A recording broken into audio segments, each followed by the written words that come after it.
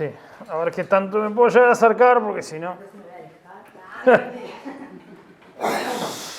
Bueno, muy bien, hermanos, qué lindo es adorar juntos, qué lindo es tener este tiempo de decirle al Señor cuánto lo necesitamos. Y bueno, muy bien, Caro y Pri tomaban el tema de hoy para que nuestros corazones empiecen a ser movidos en adoración en dirección a eso. Y bueno, seguimos acá avanzando en profundizar, en zambullirnos, en empaparnos de lo que es la misión y la visión de la iglesia. Entonces, a ver, vamos a probar hoy sin PowerPoint, a ver cómo nos va.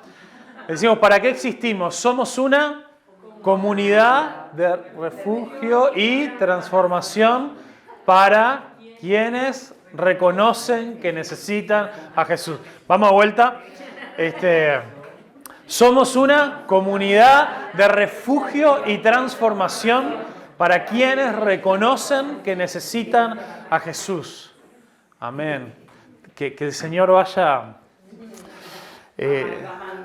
amalgamando y sí, plantando esto también en nuestros corazones. También es en parte, esto es una continuación de lo que veníamos hablando el domingo pasado. Yo no me acuerdo si le llegué a comentar de que estudiando un poco estos dos pasajes que vimos el domingo pasado de la transformación. ¿Se acuerdan que hablamos de Romanos 12:2 y de 2 de Corintios también, capítulo 3, ahí cuando dice que nosotros viendo y contemplando la gloria de Dios, el rostro de Jesús, vamos siendo transformados a medida que lo contemplamos, a medida que vamos siendo transformados a su imagen, a la imagen de Jesús. Y esta palabra transformados, que aparece en los dos pasajes, es una palabra que no es la misma, pero es tan parecida, es la misma raíz, se le dice el mismo verbo, que la palabra que en la Biblia se traduce como, ¿se acuerdan? ¿Le llegué a decir? No. Arrepentimiento. La palabra transformación en la Biblia y arrepentimiento son, no la misma, pero son palabras primas. ¿Por qué? Porque el significado viene por el mismo lado. Porque en la palabra de Dios, en el concepto bíblico, no existe un tipo de arrepentimiento que no implique una transformación.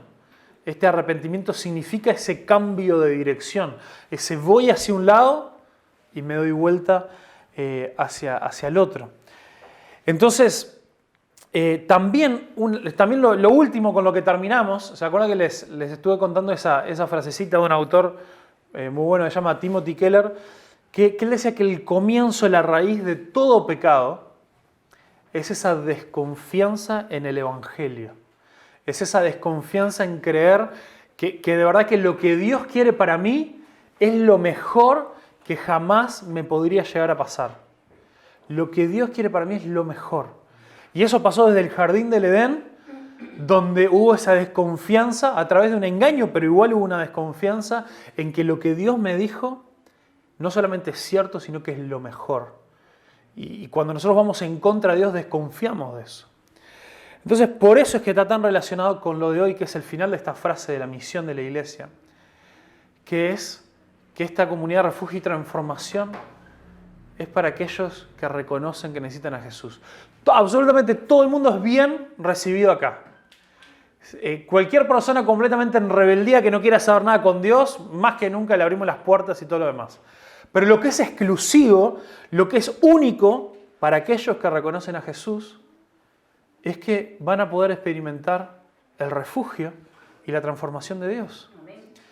Cualquiera puede pasar por las puertas de un lugar, cualquiera puede ser integrado, con cualquiera podemos charlar, con cualquiera pueden pasar un montón de cosas, pero no todos van a experimentar el refugio y la transformación de Dios.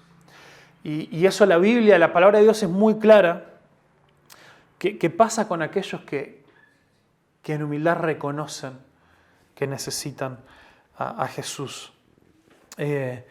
Y a veces en la iglesia, en general, no acá, pasa esto de que a veces cuando predicamos el Evangelio, no sé si les ha pasado muchas veces que escuchamos, y siempre el desafío de vení a Jesús, vos que estás en problemas, vos que tenés este tema sin solucionar, tenés este lío en tu casa familiar, vos que estás enfermo, lo que sea, venía Jesús, que Él es la solución para esas cosas. Y a veces uno se queda pensando, ¿no? ¿Y si alguien no está enfermo? ¿Y si alguien más o menos le va bien en la familia? ¿Y si alguien más o menos lleva una vida así, más o menos bien? Y no tenemos ahí como una cosa para engancharlo y decir, mirá, ¿qué pasa si la gente de repente le dice, no, mirá que ando bien, va todo bien la cosa, no tengo ningún problema, no necesito a Jesús? ¿Y qué pasa? Nos quedamos sin... Ya no lo podemos vender más a Jesús, ¿qué pasa? Y el problema es que muchas veces nosotros lo enfocamos de ese lado, decimos, mirá, el problema no sos vos, el problema son las cosas que a vos te pasan, los problemas que a vos te rodean, y Jesús quiere cambiar eso en tu vida. Y eso, hermanos, no está completamente mal, porque sin duda que cuando venimos y le entregamos nuestra vida a Dios, Dios quiere revolucionar eso, Dios quiere cambiar un montón de cosas, y Dios puede y quiere hacer un montón de milagros en nuestra vida, pero lo hemos visto muchas otras veces. Seguir a Jesús no es la decisión de tener una vida más fácil. No es eso. Entonces, la decisión de esta necesidad de Jesús tiene que ir mucho más de a ver qué problemas tengo, o a ver si la cosa se me está yendo de las manos, o a ver si, bueno, tengo algunos problemas, pero medio que lo estoy pudiendo manejar, así que Jesús, todo bien, hablamos en otro momento. No se trata de eso. La gracia de las personas que reconocen que necesitan a Jesús no es empezar a ver, bueno, quién necesita a Jesús y quién no, sino quién lo puede llegar a reconocer. Necesidad de Jesús tenemos todos. Todos estamos completamente necesitados de Jesús. Desde lo profundo de nuestro ser. La pregunta para hoy es, ¿lo reconoces? ¿Podés ver en tu vida, podés mirar hacia adentro y ver que estás completamente necesitado del Señor? Tenemos un problema en nuestra sociedad que creo que se va agravando cada vez más. Vivimos en una sociedad, en un mundo, por la tecnología y por todo, que las distracciones son constantes. Nosotros, casi sin darnos cuenta, podemos pasar desde el momento en que nos levantamos hasta el momento que nos acostamos, podemos estar el 100% del tiempo sin un momento de estar a solas con nuestros pensamientos. Yo puedo levantarme, lo primero que hago es hacer así en la mesita de luz y voy a ver qué mensajes hay, si hay alguna notificación en las redes sociales. Me levanto y enseguida puedo mirar un video de YouTube, mientras voy al trabajo, me puedo enchufar los auriculares e ir escuchando música y más allá de... No estoy hablando de música mundana, qué horrible. A veces, algunos de nosotros en la música, en el YouTube, lo único que tenemos es música cristiana, pero ya la hemos escuchado tantas veces que no pensamos ni en lo que escuchamos, termina siendo ruido de fondo. Estamos en nuestra casa y no importa que estén pasando el 5 de oro, capaz que ya están pasando Para de Sufrir a las 3 de la mañana, pero la tele está prendida. Y tenemos ese ruido ahí de fondo, porque no soportamos el silencio, porque no podemos estar a solas con nuestros pensamientos. Y a veces eso es una de las cosas que colabora muchísimo en que vos y yo no podamos ser conscientes, reconocer el estado de nuestra alma, el estado de nuestro corazón. Y hay algo profundo, hay algo fuerte, algo terrible en esto de que no nos tomamos un segundo para mirar hacia adentro y para pensar. Varios días de la semana ahí a veces cuando intento tomar un tiempo para salir a caminar, a veces solo o a veces incluso llevando a Mati en el carrito, a veces me tengo que obligar a no llevarme los auriculares. Porque si yo me llevo los auriculares, voy escuchando música, o más que música, a veces voy escuchando predicaciones o alguna charla o algo. Y que bueno, puedo ir adquiriendo conocimiento, o a veces hasta puedo ser desafiado en cosas, Pero hay una necesidad importante de quedarnos a solas con nuestros pensamientos. Y por eso es que a veces, cuando hacemos un esfuerzo sobrenatural para pasar 10 minutos orando y leyendo la Biblia, no sabemos qué hacer. No sabemos qué hacer. Nuestra cabeza se distrae, siempre dependemos de tener el teléfono ahí y necesitamos aprender, dar pasos, obligarnos a estar a solas con nuestros pensamientos para poder dirigirnos al Señor. En el Salmo 16, vamos a estar saltando ahí en varios pasajes, pero hay un salmo que la verdad que es tremendo y el último versículo, Salmo 16, versículo 11. Aparte viene de dar un pasaje ahí en el 9, en el 10, que se toma como uno de los salmos proféticos o salmos mesiánicos, que tiene que ver con lo que sabemos que pasó con Jesús, que dice: tú no dejarás que mi alma entre los muertos, ni permitirás que tus santos se pudran en la tumba. Como nosotros sabemos que Dios también levantó a Jesús de entre los muertos. Pero en el 11 dice: me mostrarás el camino de la vida, me concederás la alegría de tu presencia y el placer de vivir contigo para siempre.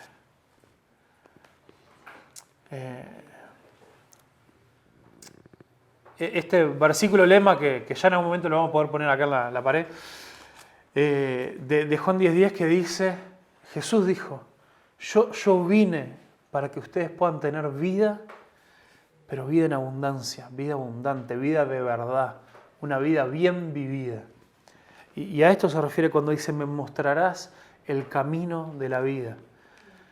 Nosotros solos tenemos que reconocer que no sabemos para dónde arrancar. Si nosotros empezamos a hacer nuestros propios planes, si nosotros empezamos a caminar nuestro camino, podemos terminar en cualquier lado. Nos vamos a caer en la primera cuneta y nadie nos va a poder sacar de ahí. O peor aún, la peor situación es cuando parece que no nos caemos en ninguna cuneta, vamos caminando y pasamos un camino de tierra a una calle asfaltada y la cosa parece que va linda, pero ese no es el camino del Señor. Y podemos vivir mucho tiempo nuestra vida engañados, pensando que venimos caminando bien, que todo viene marchando en nuestra vida, cuando en realidad estamos completamente arruinados. Y la única forma de poder caminar en el camino de la vida es que el Señor, como dice en este salmo, nos muestre cuál es el camino de la vida. Y me concederás la alegría de vivir, la alegría de tu presencia y el placer de vivir contigo para siempre. La única forma en la que vos y yo podemos ser verdaderamente completos es que estemos en comunión con Dios.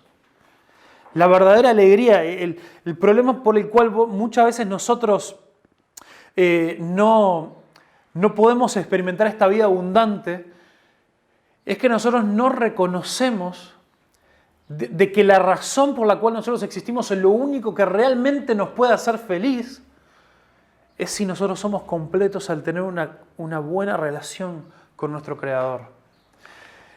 No debemos buscar a Dios por lo que Él nos pueda dar, que es muchas veces lo que hacemos con esta presentación del Evangelio que decía recién, ¿no? Venía Jesús porque estás en problemas, por los problemas con tu familia, por tu economía, venía Jesús por tu enfermedad. Amén que Dios pueda hacer esas cosas. Yo creo en un Dios de milagros. Pero si nosotros buscamos a los milagros del Dios de milagros y no al Dios que está detrás de eso, si nosotros venimos a Dios engañados pensando que nosotros estamos viniendo por los regalos en vez por el dador de los regalos, nos vamos a perder la verdadera vida. ¿Saben por qué? Porque el mayor regalo que Dios jamás nos da en el Evangelio es el mismo. El mayor regalo del Evangelio es Dios dándose a sí mismo. Lo vemos en una forma muy literal en la cruz, Cuando en la cruz literalmente Dios se dio a sí mismo para nosotros. Pero en el día a día, hermanos, en el día a día, el mejor regalo que vos podés recibir de Dios es poder vivir en esa vida íntima con Él. Es poder cultivar esa relación con Él. Es poder que a pesar de que tu mundo se esté cayendo a pedazos, tu vida no se va a caer. Porque todo se derrumba, pero tu vida está sobre la roca. Y viene la tormenta y sacude y tira y empujan los vientos, pero estás firme. Estás firme. Y no vas a andar con una sonrisa oreja a oreja, andás acongojado, andás problemático, andás con problemas, andás triste, pero es una tristeza con paz, con gozo. Es una tristeza sabiendo que lo que nosotros sufrimos o vivimos en este tiempo presente no se compara con el placer de vivir en la presencia de Dios para siempre.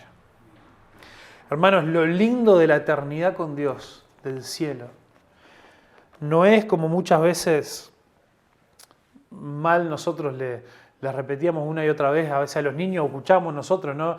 A veces cuando se habla del cielo, ¿no? Que es lo primero que decimos, ay, lo lindo del cielo, las calles de oro, y hablamos de, ay, va a haber un mar de cristal y no sé qué. Y esas son descripciones para hablar lo increíble que es, no el cielo nuevo y la tierra nueva. No es las cosas que vamos a tener o no. No es que eso de que Dios limpiará cada lágrima de nuestros ojos, cada sufrimiento, es porque en el cielo va a haber una pastillita especial, el antidepresivo perfecto, que vos te lo tomás y ya está, te olvidaste todo, pasás ahí medio droga y toda la eternidad y no sentís más nada.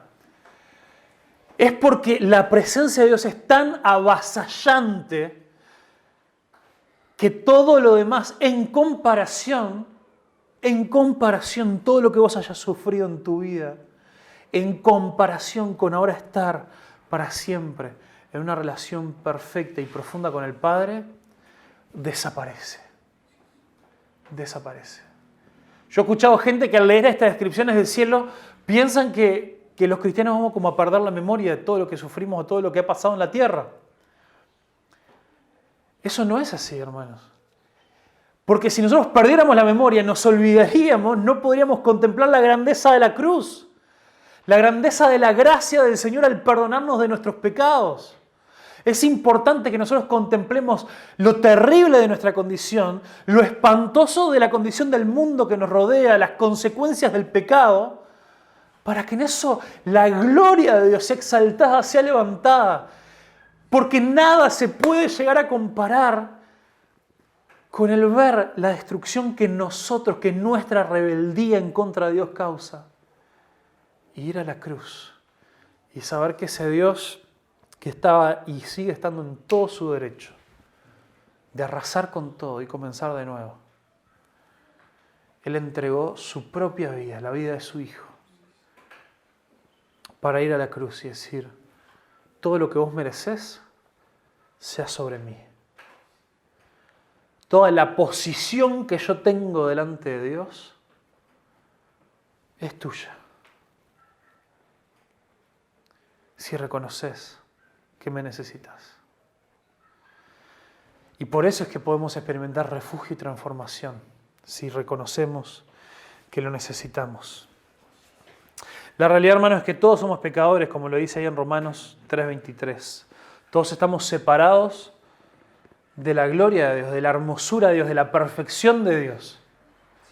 Y estamos separados porque también no es como esos dibujitos que a veces vemos en los folletos de las 4 leyes espirituales, que hay un barranco así, y cómo me gustaría estar ahí con Dios, lo que sea, pero no puedo llegar. No, estamos separados porque nosotros corremos desesperadamente en la dirección opuesta a Dios. Porque nosotros estamos obsesionados con hacer las cosas a nuestra manera. Y eso no solamente es cuando vivimos una vida desenfrenada, de pecados, de hacer cualquier otra cosa, sino muchas veces cuando incluso queremos vivirnos y acercarnos a Dios en nuestros propios esfuerzos personales. Ese es el peor tipo de manera de no reconocer que necesitamos a Jesús. Es decir, No, está bien, yo estoy con Dios. Pero a mi manera, a mis fuerzas, en mis métodos, en mi forma, yo puedo. ¿Todo bien con Dios? Sí, está bien. Dios me habrá perdonado si hay alguna cosa ahí yo necesito, porque si no el infierno y no sé qué. Pero yo puedo, yo me manejo. Eso es correr desesperadamente hacia el otro lado de Dios, a pesar de que no nos querramos dar cuenta. A partir de Mateo 5 al Mateo 7, vamos ahí al principio de Mateo 5. Mateo 5 comienza lo que se le llama el sermón del monte o el sermón de la montaña, que es un momento muy, muy especial, muy particular en el ministerio de Jesús. Es muy raro para lo corto que son los evangelios, pensar que una vida entera o quizá 3 años enteros de la vida de Jesús la tenemos en unas páginas, que 2 capítulos enteros se les dedique a una predicación de Jesús. Y muchos de los que entienden todo esto es porque, incluso está el comienzo del Evangelio de Mateo, porque en el Sermón del Monte Jesús establece las reglas del juego de su reino. Él dice que el mensaje de Jesús se resumía en que él anunciaba que el reino del cielo se había acercado. Arrepiéntanse y crean, porque el reino del cielo se ha acercado. Y en el Sermón del Monte lo que Jesús hace es contarnos cuáles son las reglas, las leyes de este reino. ¿Cómo es la forma en la que el reino de Dios funciona? ¿Cuáles son las cosas que definen a las personas que son parte del reino de Dios? Y tenemos que prestar mucha atención a cuáles son las primeras palabras de esta predicación tan importante de Jesús. Y lo primero que dice es: bienaventurados, o más que felices, o Dios bendice a los que son pobres de espíritu, porque de ellos es el reino de los cielos. Bienaventurados son los pobres de espíritu, porque de ellos es el reino de Dios. Bienaventurados son los pobres de espíritu. ¿Vos querés ser feliz? ¿Vos querés ser completo en Dios? ¿Querés ser bienaventurado? ¿Querés ser más que gozoso? ¿Querés que a pesar de todo lo que pueda estar pasando en tu vida esté firme y vos puedas tener el gozo del Señor? Tenemos que ser pobres de espíritu. ¿Qué es la pobreza de espíritu? ¿Qué es esto? Miren, es una frase quizá un poco extraña para nosotros en español, pero está bueno porque en esto todos los grandes estudiosos de la Biblia hay un consenso, la mayoría de la gente está de acuerdo en que el pobre de espíritu es aquel que justamente se mira hacia adentro, ve su espíritu, ve su ser y reconoce que hay pobreza no material, sino pobreza de la esencia de uno. Es ese reconocer que necesitamos a Jesús, reconocer que solos no podemos, es reconocer que nuestras fuerzas no alcanzan, es reconocer que sin Dios estamos perdidos. Y extrañamente nos dice que los que vivimos en esa actitud somos más que felices, somos bendecidos, somos bienaventurados. Y eso, hermanos, es porque si nosotros no lo reconocemos, ¿qué cambio va a poder hacer Dios en una persona orgullosa? Una persona que lo contrario sería que se cree rico espiritualmente, que se cree que todo lo tiene, que se cree que como estoy bien. Y eso muchas veces a los que nos lleva la religiosidad.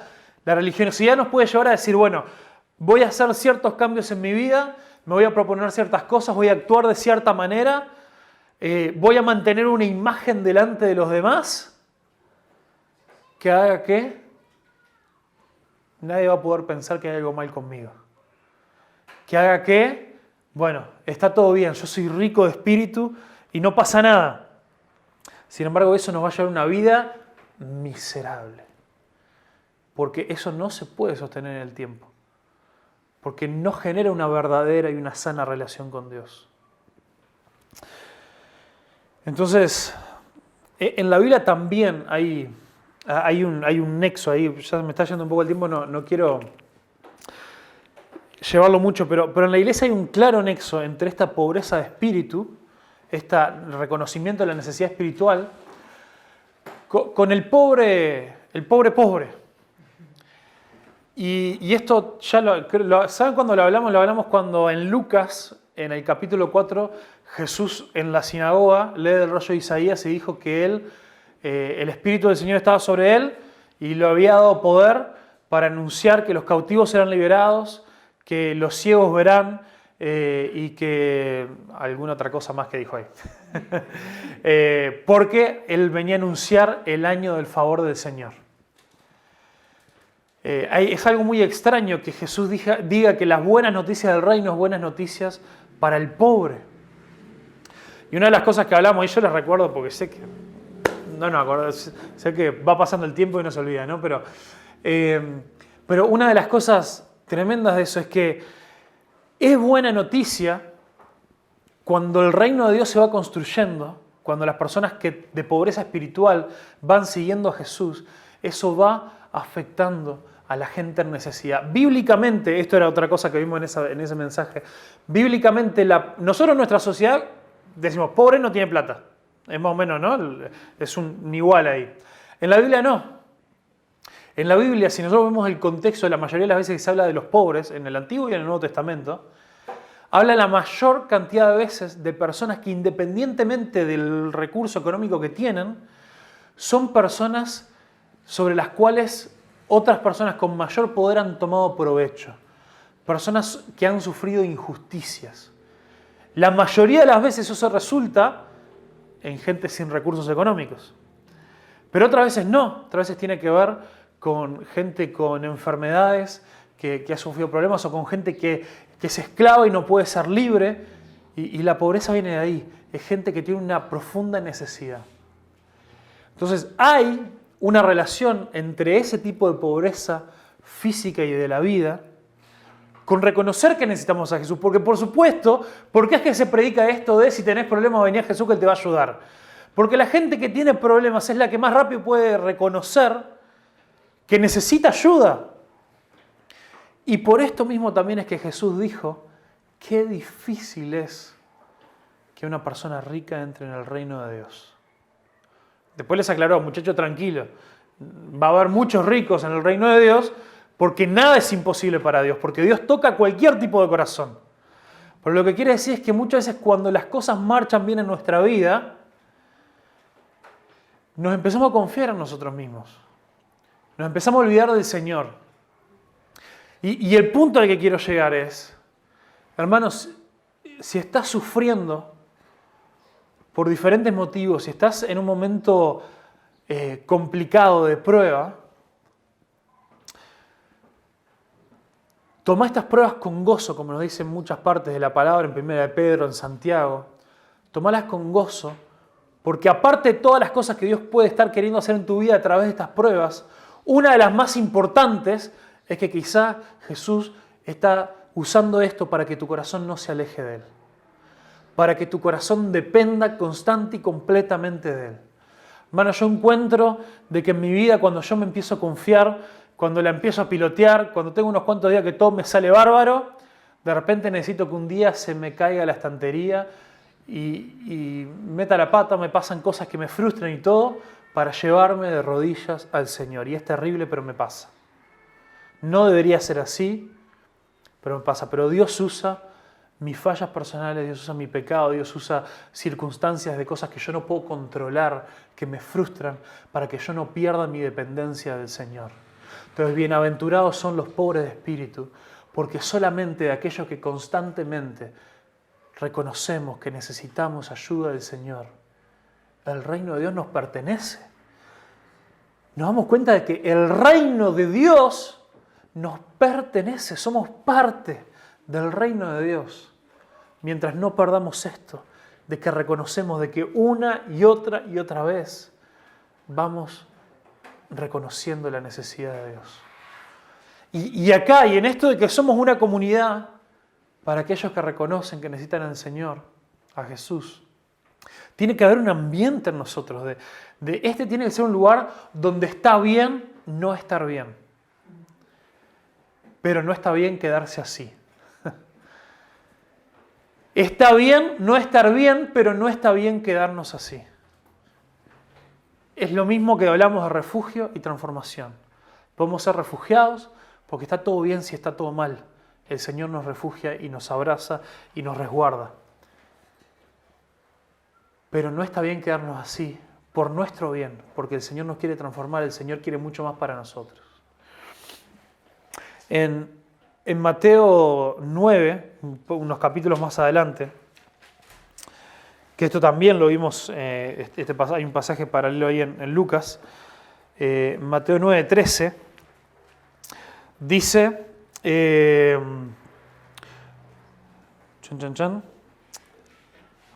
luego añadió, ahora vayan y aprendan el significado de la siguiente escritura. Quiero que tengan compasión, no que ofrezcan sacrificios. Pues no he venido a llamar a los que se creen justos, o no he venido a llamar a los que se creen sanos, o a los que no necesitan un médico, como también decía ahí en Lucas, sino a los que saben que son pecadores. Dice acá en mi versión. Y no es que Dios tiene un problema con los que se creen que está todo bien, es porque nosotros le cerramos la puerta al obrar de Dios. Si vos seguís diciéndote a vos mismo, está todo bien conmigo, yo no necesito pedir ayuda, o yo voy a buscar la ayuda por mi cuenta, vos le estás cerrando la puerta a Dios. Le estás diciendo, Dios, yo no te necesito en mi vida. Y eso es escupirle en la cara a Dios. Eso es la peor ofensa que nosotros podemos hacer, es cerrar la cara y decir, yo así estoy bien, yo me las arreglo, yo puedo solo. Y eso tiene que cambiar en nosotros. Por eso, en ese mismo capítulo, y es genial porque el capítulo 9 de Mateo, nosotros por ahí en los evangelios vamos leyendo diferentes historias y no sabemos si pasó un día, pasó otro, lo que sea. El capítulo 9, si ustedes ven, Mateo es muy intencional en hacernos saber que todas las cosas, pasan un montón de cosas, pero es muy intencional en decirnos que pasó todo el mismo día. Si ustedes tienen ahí en la Biblia, tenemos como diferentes títulos antes de arrancar cada historia, ¿no? Y después, por ejemplo, después de ahí del 14, dice un día los discípulos y tal cosa, ¿no? En el 18 dice, mientras Jesús decía estas cosas, el líder de la sinagoga se le acercó y no sé cuánto. Cuando Jesús salió de la casa, o sea, de la historia anterior, pasó tal otra cosa. Y hay como un montón de historias de cosas que pasan el mismo día. Un montón de situaciones abrumadoras. Y cuando va terminando el capítulo, un día tremendamente intenso para Jesús, un día donde cualquiera de nosotros diría, por favor, sacame a la gente de encima, que necesito no ver a nadie por 3 días, necesito tirarme en la cama y dormir 48 horas. Nos dice ahí en el 35 que Jesús recorrió todas las ciudades y aldeas de esa región, enseñando en las sinagogas la buena noticia del reino. Y sanaba toda clase de enfermedades y dolencias. Y cuando vio a las multitudes, les tuvo compasión. ¿Por qué? Porque estaban confundidas. Estaban confundidas y desamparadas como ovejas sin pastor. Esa palabra compasión es una palabra que ahí en el griego significa literalmente que se remueven las entrañas. El significado en español también es lindo. Compasión es pasión de sufrimiento, ¿no? de tener una pasión, ¿no? Es sufrir con el otro. Y esto de que se nos remueven las entrañas, y la palabra en hebreo es parecida, que se nos revuelve el útero, es una palabra que tiene que ver más con la mujer, con el sufrimiento de parto. Tiene que ver con eso, yo siento en mi cuerpo el sufrimiento del otro.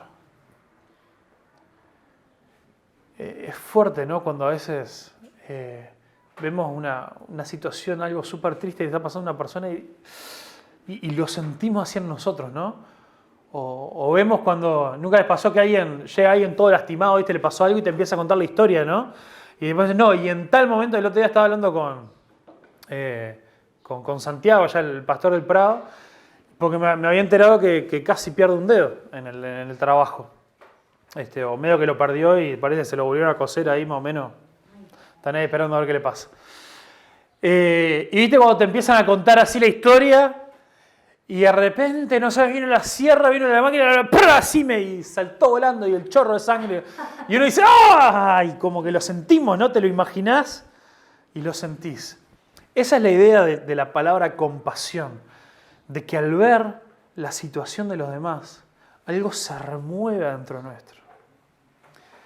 Y esto es lo que le pasa a Jesús al ver a la gente, al vernos a nosotros desamparados, al vernos a nosotros alejados del Señor, al vernos que no tenemos para dónde arrancar, para dónde ir. Y hermanos, en Adulam, como lo decía al principio, todos son bienvenidos. Pero quienes reconocen su necesidad de Jesús van a poder experimentar el refugio y la transformación de Dios. Porque es una decisión que al fin y al cabo la tenemos que tomar nosotros, es un paso que vos y yo tenemos que dar. Dios hizo absolutamente todo. Pero vos y yo tenemos que decirle al Señor, Señor, transformame, dame vida. Y miren, voy cerrando con esto, aunque si ustedes no me creen, todo lo que acabo de hablar era la introducción. Pero bueno, yo ayer le decía a Pau, ¿no? Hay mensajes que son toda introducción y los puntos y las cosas son ahí como la parte final ahí, pero... ¿Se acuerdan de Martín Lutero? ¿Le suena? Un reformador ahí. La cosa arrancó, es como vieron que en las películas uno necesita una escena así de esa que llama la atención, que son lindas para la foto, ¿no?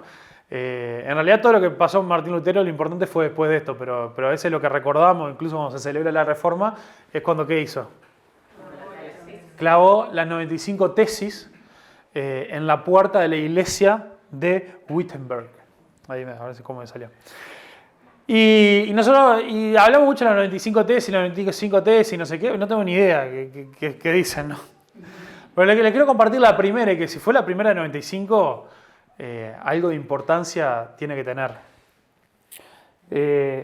Lo primero que decía esta tesis, o un axioma, es una de estas cosas que él entendía que son innegables de la palabra de Dios, es que nuestro Señor Jesucristo quiso que la vida entera, completa del cristiano, sea una vida de arrepentimiento. Eso fue lo primero que él ahí puso.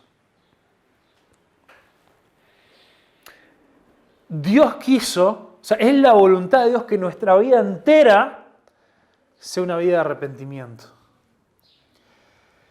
Y si nosotros no vemos esto de una forma correcta, puede ser desalentador. Pues sí, che, ¿y toda la vida me tengo que arrepentir? No va a haber como un momento, ¿no?, donde uno dice, che, y como ya comí un montón de cosas, el Señor me está transformando, me estoy arrepintiendo menos porque me equivoco menos y todo lo demás.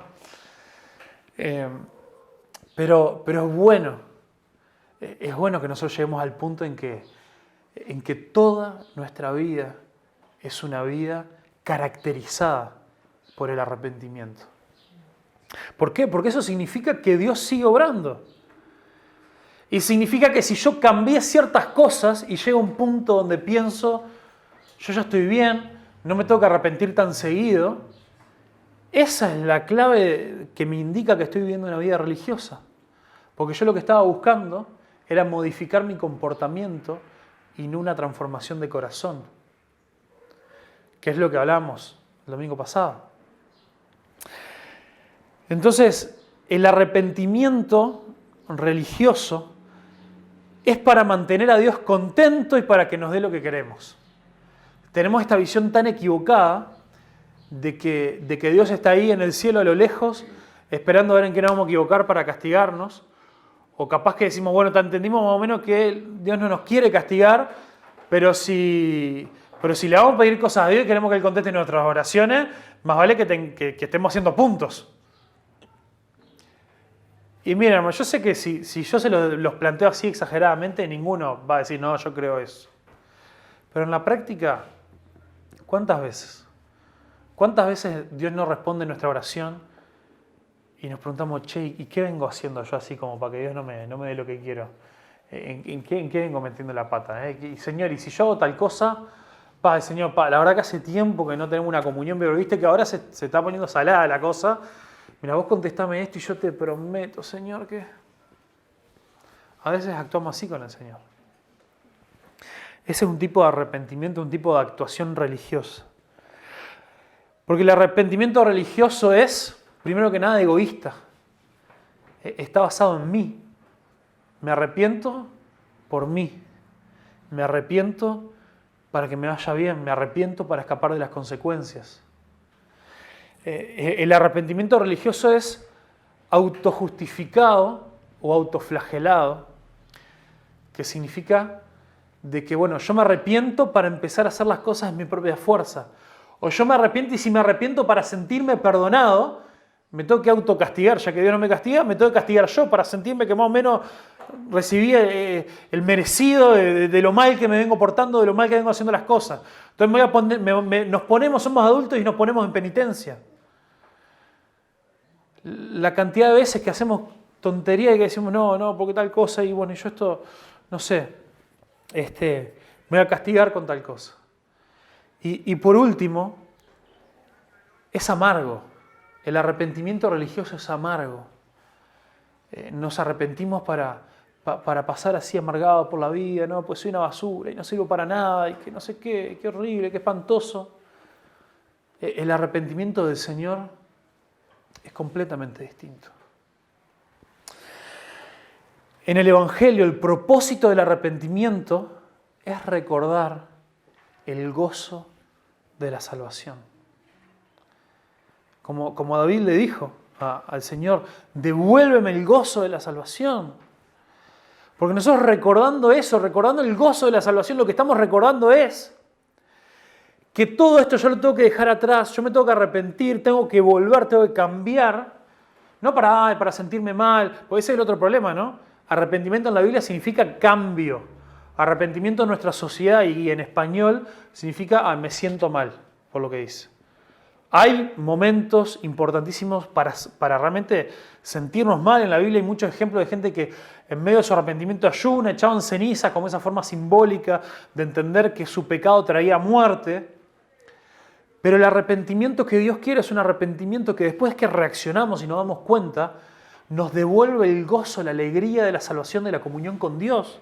Porque eso es lo que pasa. Si nosotros nos arrepentimos, si nosotros volvemos de estar caminando en contra de Dios y volvemos hacia Él, lo que pasa es que nosotros empezamos a vivir y experimentar lo lindo que es volver a estar en una comunión con Dios. ¿Y para qué es? Para debilitar nuestro deseo de hacer cualquier cosa contraria al corazón de Dios. Si yo tengo gozo en Dios, si yo tengo alegría en mi relación con Dios, mi deseo por el pecado se va a debilitar, porque mi deseo por Dios va creciendo. Entonces, termino con esto. Hay disciplinas, hay cosas específicas que caracterizan el arrepentimiento de quienes reconocen que necesitan a Jesús. Uno es una profunda humildad en lugar de orgullo. Si nosotros en algún momento nos empezamos a creer algo que no somos, nos va a costar más arrepentirnos. Pues si no, ¿cómo me voy a arrepentir de esto si yo vengo hace 20 años a la iglesia? Ya está, hay cosas que no me puedo seguir arrepintiendo de esto. Me toca ser superado. Una profunda humildad que desplaza el orgullo de nuestra vida. Dijimos que el arrepentimiento religioso era egoísta, centrado en nosotros mismos. Esto es lo opuesto. Mi arrepentimiento no se trata de mí, se trata de Dios. Segundo, una disciplina del arrepentimiento de quienes reconocen que necesitan a Jesús es un amor que arde, que quema, en lugar de la indiferencia. Hermanos, El problema es que muchas veces dejamos pasar el tiempo y porque hemos sido egoístas, porque vivimos religiosamente, empezamos a ser indiferentes a la palabra de Dios. Leemos la palabra y no pasa nada. Venimos a los cultos y no tenemos ganas de orar, no tenemos ganas de cantar, no escuchamos la palabra y decimos esto no es para mí. Tenemos que tener este amor que arde en nosotros por el Señor, por la palabra de Dios, por lo que Él quiere hacer en tu vida y en mi vida. Y eso es algo que va a ir reemplazando la indiferencia. Pedile a Dios, así, si vos en este momento tenés un corazón frío, frío como el hielo, en un paso de fe, en esa frialdad, decile a Dios, reconozco que estoy frío como un témpano de hielo. Hacé, Dios, lo que ni yo mismo puedo hacer en mi vida. Encendí un fuego dentro de mí. Hermanos, yo les digo esto de que nosotros necesitamos reconocer que necesitamos a Jesús porque tenemos que dar ciertos pasos, tenemos que cambiar ciertas cosas. Pero yo tengo una profunda convicción teológica que quizás no todos la comparten y no pasa nada. Ninguno de nosotros puede hacer absolutamente nada por nuestra salvación. El que nos salva, el que nos da vida es Dios. Para el momento en que vos dijiste Dios te necesito, el que produjo eso en vos fue Dios. Siempre nuestra exhortación hacia la gente va a ser arrepentite. Nunca le vamos a decir a la gente, no, mirá, quédate así como está, a ver si Dios hace algo con vos. Porque... No. Arrepentite. Pero cuando tu corazón está frío como el hielo, recordá la verdad de que un muerto nunca puede decidir volver a la vida. Y la imagen que Dios nos da de cuando nosotros estamos lejos de Dios es que estamos muertos, completamente muertos. Y nada podemos hacer nosotros para volver a la vida. Cuando Jesús fue y resucitó a Lázaro, que fue el pasaje que estuvimos compartiendo en la reunión de hombres el otro día, ¿hay alguna parte ahí en el pasaje que Lázaro ya estaba golpeando dentro de la tumba? Che, Jesús, llegaste, necesito que me resucites. Lázaro estaba muerto. Pedile a Dios. Yo me siento muerto. Siento que hay una indiferencia en mi corazón que es más fuerte que yo, que no puedo reaccionar. Dios, encendé vos un fuego en mí que me vaya consumiendo y traiga la vida que vos querés producir en mí. Casi último. Una sabia valentía en lugar de la ansiedad. Una vida que no necesita de Dios, una persona que no reconoce que necesita a Jesús, vive en ansiedad. ¿Por qué? Porque todo depende de mí. Si yo no reconozco que necesito a Dios en todo, la ansiedad mía se va a ir por las nubes. Porque todo el peso de la vida, de mi familia, de mis responsabilidades, de mis problemas, de mi pecado, va a estar sobre mis hombros. Y entonces una vida de arrepentimiento produce una sabia valentía. Valentía para ir adelante y sabia porque tampoco vamos a hacer cualquier cosa, ¿no? Y por último, una motivación piadosa. Un corazón con las motivaciones correctas delante de Dios. Si yo me arrepiento, no porque yo quiero ganarme puntos con Dios, no porque quiero que ahora a ver si Él con mi arrepentimiento me contesta la oración, si me hace un milagro. Me arrepiento porque reconozco que si yo no estoy cerca de Dios no tengo nada. No tengo absolutamente nada. Padre, en el nombre de Jesús, por favor. Venimos delante tuyo, Jesús, rogando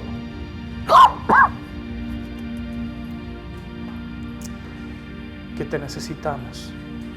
Rogando, Jesús, que sin vos no somos nada, que sin vos estamos perdidos. Por favor, Jesús, hace algo en nosotros. Hace algo en nosotros. Ayúdanos a nunca pensar que llegamos, nunca pensar que estamos bien sin vos. Ayúdanos a vivir una vida de arrepentimiento para poder experimentar tu refugio y la transformación que vos querés hacer en nosotros. En el nombre poderoso de Jesús. Amén.